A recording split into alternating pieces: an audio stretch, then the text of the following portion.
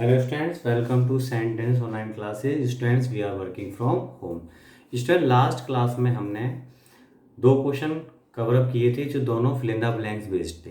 बेटा third question मैं आपको लास्ट वीडियोस में कंप्लीट करा चुका हूँ, तो इसलिए वो क्वेश्चन आप खुद अपने आप से करोगे। फोर्थ क्वेश्चन थियोरटिकल है जिसको आप इजीली पढ़ के अपने आप से समझ सकते हैं। नाउ बेटा हम 2.5 क्वेश्चन डिस्कस करेंगे। ये क्वेश्चन हमारा डायमेंशनल एनालिसिस पर बेस्ड है। इसमें बोला है कि एक नया सिस्टम है, उस सिस्टम में लाइट की जो स्पीड है बेटा वो 1 यूनिट है और डिस्टेंस बिटवीन सन और अर्थ हमसे पूछिए उस सिस्टम में।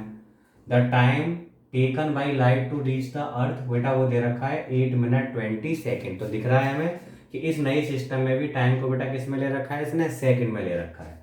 तो बेटा इसको सेकंड में कन्वर्ट करो। 8 मिनट में कितने सेकंड होते हैं, इंटू 60 प्लस में 20। तो बेटा ये सॉल्व करने पर कितना आ जाएगा, 500 सेकेंड। तो हमसे पूछा था बताओ नए सिस्टम में सन और अर्थ के बीच की डिस्टेंस क्या होगी। तो बेटा फॉर्मूला जानते हैं, डिस्टेंस इक्वल टू क्या होता है, स्पीड इनटू टाइम। तो बेटा नए सिस्टम में स्पीड कितनी बता रखी थी, स्पीड ऑफ लाइट 1 थी और बेटा टाइम हमारा कितना है 500 सेकेंड। तो बेटा क्या निकल कर आया 500। बट नया सिस्टम हमें नहीं बचा, किस टाइप का सिस्टम मालूम ही नहीं हमें सिस्टम के बारे में। तो बेटा यहाँ पर जो हमारा सिस्टम होगा वो कुछ नया सिस्टम है जिसके बारे में हमें कोई नॉलेज नहीं है। तो हम क्या लिखेंगे यहाँ पे, न्यू यूनिट ऑफ लेंथ। को हमें पता ही नहीं लेंथ को हम किस में लेंगे। हमें पता होता है भाई एम के एस है तो मीटर होती, सी जी एस है तो यहाँ पे सेंटीमीटर होती। बट बिल्कुल नया सिस्टम है हमारे सामने, तो हमें पता नहीं यूनिट क्या होगी। तो बेटा हम यूनिट को ऐसे लिख दे रहे हैं, न्यू यूनिट ऑफ लेंथ। तो नए सिस्टम में जो डिस्टेंस होगी अर्थ और सन के बीच की बेटा वो 500 होगी। Okay student, now pause the video and note it down. Student now हम दो पॉइंट डिस्कस करते हैं। एक तो होता है डाटा की एक्यूरेसी और एक होती है प्रिसाइसनेस। तो बेटा सबसे पहले हम बात करते हैं एक्यूरेसी क्या होती है। बेटा एक्यूरेसी का मतलब होता है कि जो भी हमारी ऑब्टेन्ड वैल्यू है, जो ऑब्जर्व वैल्यू है प्रैक्टिकल से, वो ट्रू वैल्यू के कितना क्लोज है। जितना ज़्यादा क्लोज होगी उस डाटा की एक्यूरेसी उतनी ही ज़्यादा होगी। ओके स्टूडेंट्स, तो हम कह सकते हैं a reading is said to be accurate when it is close to the true value. Okay students, it means अगर क्लोजनेस ज्यादा है तो एक्यूरेसी भी क्या होगी, ज्यादा होगी। It means more closeness of a reading with true value imply more accurate reading। इसका मतलब क्या है बेटा, रीडिंग उतनी ज्यादा एक्यूरेट होगी। अगर बेटा मैं एग्जांपल लूं, जी की वैल्यूज हमने निकाली बेटा 9.71 metre per second square, 9.75 metre per second square, एक है बेटा 9.81 मीटर पर सेकेंड स्क्वायर। तो बेटा बताओ जी के सबसे ज़्यादा क्लोज कौन सी है जो ट्रू वैल्यू होती है। तो बेटा यहाँ पे आप देख पा रहे हो 9.81 सबसे ज़्यादा क्लोज है, ये दूर है ये दूर है, इसका मतलब ये क्या हुई, मोस्ट एक्यूरेट है। तो हम कह सकते हैं as 9.81 metre per second square is most, या कह सकते हैं is very close to true value 9.8 metre per second square. So 9.81 metre per second square is most accurate. Okay बेटा, तो ये क्या होगा, सबसे ज्यादा एक्यूरेट होगी। क्लियर। नेक्स्ट वन आता है बेटा प्रिसाइसनेस। प्रिसाइसनेस का मतलब होता है जो भी हमारी रीडिंग्स हैं एक दूसरे के कितना क्लोज हैं। जितना ज्यादा क्लोज होंगी रीडिंग्स वो डाटा हमारा उतना ही ज्यादा प्रिसाइज होगा। तो हम कह सकते हैं अ data of readings is said to be more precise when readings are closer to each other, closer to each other, जिसमें बेटा रीडिंग क्या हो एक दूसरे के बहुत ज़्यादा पास हो तो वो डाटा ज़्यादा प्रिसाइज माना जाता है। जैसे मैं आपको एग्जाम्पल दूं, मैंने दो डाटा लिए बेटा, एक डाटा है हमारा जीवन, जीवन की वैल्यू है बेटा 9.8 मीटर पर सेकंड स्क्वायर निकाली, एक में 9.9 मीटर पर सेकंड स्क्वायर है और एक में बेटा 9.7 मीटर पर सेकंड स्क्वायर है।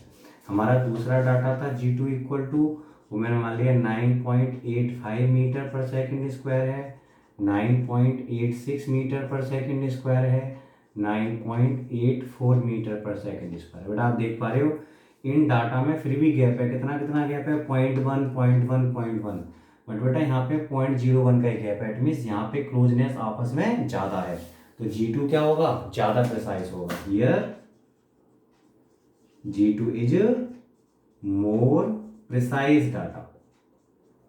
तो बेटा आपको एक चीज और समझ आ रही होगी, ज्यादा प्रिसाइज होने के लिए डेसिमल के ज्यादा पॉइंट तक भी रीडिंग होनी चाहिए। इट मीन जितनी कम लीस्ट काउंट होगी उतना ही डाटा ज्यादा प्रिसाइज होगा, तो लीस्ट काउंट ज्यादा होने पर प्रिसाइजनेस भी बढ़ जाती है। बेटा हम यहाँ पे कह सकते हैं, इसी पॉइंट में लिख दे रहा हूं, if least count is more than preciseness will be more। Okay बेटा, तो हम इस लीस्ट काउंट के बेस पर भी प्रिसाइसनेस को बता सकते हैं। तो यहाँ पे हमें पता पड़ा एक्यूरेसी हमें क्या बताती है कि कोई भी जो हमने वैल्यू मेजर करी है, जो भी रीडिंग है वो एक्यूरेट कब है, जब वो स्टैंडर्ड वैल्यू के ज़्यादा पास है, सबसे ज़्यादा पास होगी सबसे ज़्यादा एक्यूरेट होगी।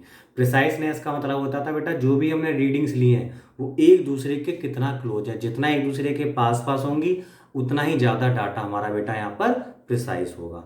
तो हम कह सकते हैं प्रिसाइसनेस में जितनी कम लीस्ट काउंट होती है उतनी ही प्रिसाइसनेस जो होती है डाटा की वो ज़्यादा होती है। Okay student, now pause the video and note it down. Students question 6 and 8 practical based है बेटा। जब हम स्कूल खुलेंगे तो उसमें जब हम प्रैक्टिकल्स करेंगे वर्नियर कैलिपर्स और स्क्रू गेज पर, तब उन क्वेश्चंस को वहाँ पर हम कवर करेंगे। ओके बेटा, नाउ हम क्वेश्चन 2.7 डिस्कस कर रहे हैं। इस क्वेश्चन में बोला है कि माइक्रोस्कोप जो हम यूज़ कर रहे हैं उसका मैग्निफिकेशन क्या है 100। हम जानते हैं माइक्रोस्कोप हम यूज़ करते हैं छोटे ऑब्जेक्ट की बड़ी इमेज देखने के लिए, तो बोल रखा है कि उसका मैग्निफिकेशन 100 है, इट मीन्स वो 100 टाइम्स बड़ी इमेज बना पाता है।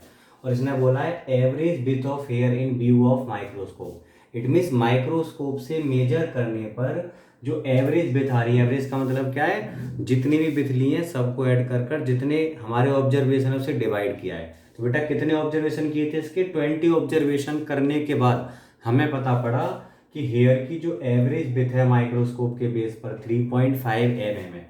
तो बेटा आपसे पूछा है थिकनेस बताओ हेयर की, तो बेटा हमें पता होना चाहिए मैग्निफिकेशन का मतलब होता है equal to size of image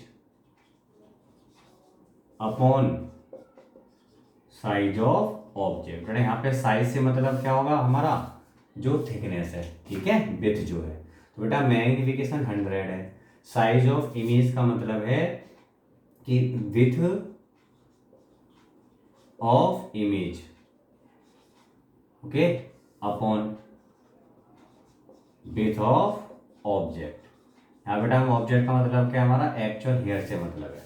तो बेटा 100 equal to width of image जो हमने उससे लिया माइक्रोस्कोप से, बेटा कितनी विड्थ आई थी इसकी 3.5 mm अपॉन हमसे पूछा है विड्थ ऑफ हेयर। बेटा हेयर की विड्थ कितनी है, थिकनेस विड्थ एक ही चीज़ है। तो बेटा यहाँ पे हम कह सकते हैं width of hair equal to क्या आएगा 3.5 अपॉन 100 mm। यह इसका मतलब क्या हुआ 0.035 mm।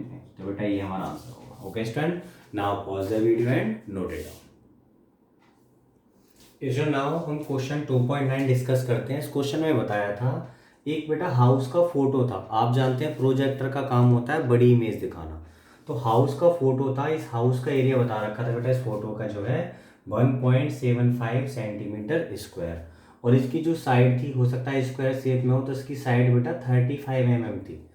अब जब प्रोजेक्टर से हमने देखा तो प्रोजेक्टर से स्क्रीन पर जो एरिया था वो कितना हो गया बेटा 1.5 मीटर स्क्वायर। तो आपसे पूछा था कि बेटा ये बताओ आप कि जो लीनियर मैग्निफिकेशन है प्रोजेक्टर का बेटा वो क्या होगा। बेटा यहां से तो मुझे एरिया वाइज पता है, तो अगर मैं एरियल मैग्निफिकेशन निकालूं, एरियल मैग्निफिकेशन ऑफ प्रोजेक्टर, तो बेटा प्रोजेक्टर का एरियल मैग्निफिकेशन क्या होगा, तो बेटा वो होगा एरिया ऑफ प्रोजेक्टेड इमेज, जो इमेज को हमने प्रोजेक्ट कर रखा है, बड़ा दिखाया है, अपॉन जो एक्चुअल में एरिया किसका था बेटा, जो फोटो का एरिया था। तो एरियल मैग्निफिकेशन, तो एरिया जो प्रोजेक्टेड इमेज का एरिया है जो प्रोजेक्ट करके किया हमने उससे प्रोजेक्टर से, तो बेटा वो है 1.5 मीटर स्क्वायर, अपॉन में था बेटा 1.75 सेंटीमीटर स्क्वायर। तो बेटा ऊपर ये मीटर स्क्वायर में है, नीचे सेंटीमीटर स्क्वायर में, कट करने के लिए सेम यूनिट चाहिए कि नहीं, तो मैं ऊपर भी बेटा इसको सेंटीमीटर स्क्वायर में कन्वर्ट कर रहा हूँ, तो 100 इंटू 100 अपॉन 1.75, तो बेटा ऊपर हो गया सेंटीमीटर स्क्वायर, नीचे भी क्या होगा सेंटीमीटर स्क्वायर, आपस में कैंसिल। तो बेटा इस तरह से हमें ये फॉर्मूला मिल गया 1.55 इंटू 100 इंटू 100 अपॉन 1.75, बेटा ये वैल्यू निकल कर आई। ये क्या है, एरियल मैग्निफिकेशन है। बेटा एक फॉर्मूला होता है कि जो लीनियर मैग्निफिकेशन होता है वो एरियल मैग्निफिकेशन का स्क्वायर रूट होता है ना, याद रखना है हमें। जो हमारा लीनियर मैग्निफिकेशन आएगा, लीनियर मैग्निफिकेशन हमको फाइंड आउट करना है, तो बेटा वो हमेशा क्या होता है अंडर रूट ऑफ एरियल, क्योंकि लीनियर कब मिलता है जब हम एरिया का अंडर रूट करें। एरियल मैग्निफिकेशन जो हम निकाल चुके हैं मैग्निफिकेशन, ओके बेटा, तो ये आएगा अंडर रूट में 1.55 इंटू 100 अपॉन 1.75। तो बेटा इसको आप सॉल्व करोगे, आपके होमवर्क में जो भी हमारा रिजल्ट आएगा वही क्या होगा, गिविंग प्रोजेक्टर का linear magnification. Okay student, now pause the video and note it down.